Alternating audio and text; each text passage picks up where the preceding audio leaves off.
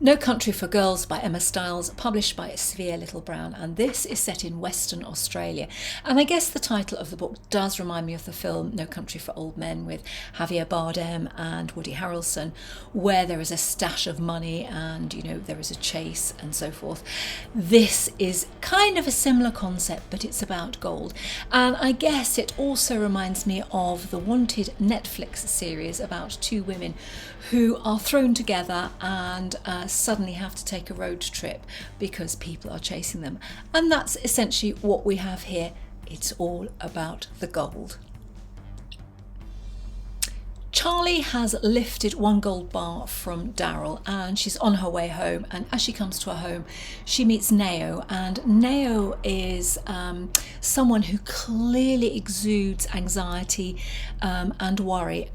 She seeks accommodation with Charlie. They don't know each other, but before they know where they are, Daryl is there and he wants his gold bar back.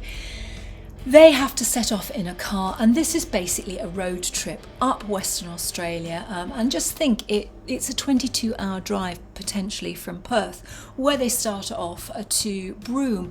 And so it just gives you a sense of the scale of the journey they have to take. So there they are in a car, they don't know each other, and they have to get to know each other, they have to trust each other. And the first port of call is Nao's aunt, and in a way, this gives the author an opportunity to focus on the Aboriginal history, because Nao comes from an Aboriginal family, and that gives a little bit of insight into what has happened in Australia. They then have to set off again, and people are in hot pursuit. It's a gripping story that weaves its way along the highway. The terrain is very shocking. It's very dry. It's very orange. I mean, just like the cover. And you have a sense that if that car breaks down, then you either roast together to death within the car, or you get out and the sun absolutely burns you, because there aren't a lot of vehicles on the road that actually stop, and those that do can present a danger.